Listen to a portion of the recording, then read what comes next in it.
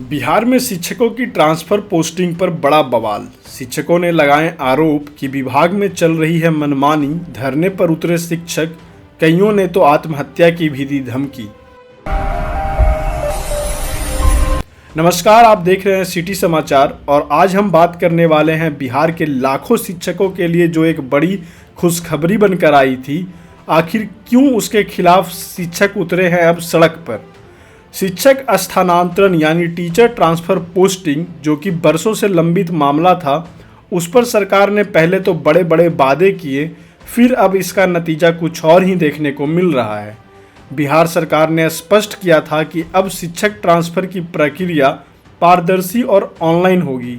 ना कोई सिफारिश, ना कोई घूस, सिर्फ मेरिट और ज़रूरत के आधार पर ही होगी पोस्टिंग।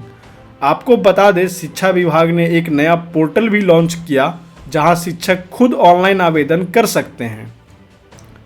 जो शिक्षक बरसों से एक ही जगह पर जमे हुए थे, अब उनका ट्रांसफ़र तय माना जा रहा था।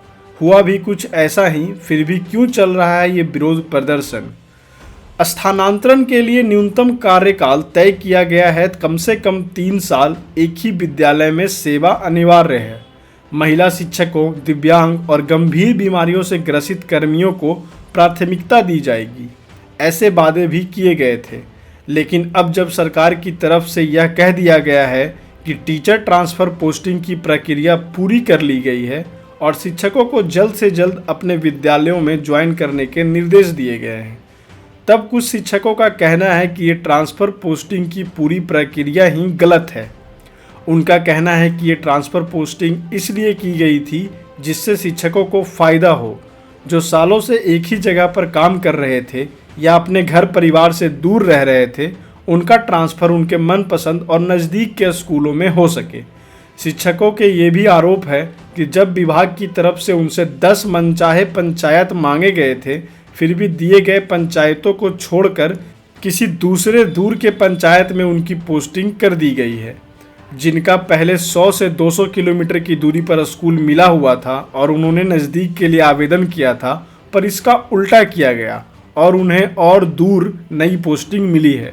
ऐसे मामले जिनके साथ हुए हैं उनमें विधवा और विकलांग महिलाएं भी शामिल हैं। इसी को लेकर अब शिक्षक संघ में भी आक्रोश देखा जा रहा है और वे शिक्षा विभाग से इस पर ध्यान देने की मांग लगातार कर रहे हैं और साथ ही ये ट्रांसफ़र पोस्टिंग की प्रक्रिया पर लगातार सवाल खड़े कर रहे हैं। शिक्षक संघ का कहना है कि पहले आवेदन मांगे जाएं, फिर काउंसलिंग के जरिए स्थान तय किया जाए। बिहार में शिक्षा व्यवस्था को सुधारने के लिए यह एक बड़ा कदम माना जा रहा है, लेकिन अब देखना होगा कि यह व्यवस्था कितनी जल्दी सही होती है और ज़मीनी स्तर पर कितनी प्रभावी साबित होती है। क्या बिहार सरकार को अपने फैसले पर फिर से सोचने की ज़रूरत है और क्या इस ट्रांसफ़र पोस्टिंग को सही ढंग से प्रभावी बनाने के लिए कोई और प्रक्रिया अपनानी होगी? आप अपनी राय हमें कमेंट बॉक्स में ज़रूर बताएं। धन्यवाद।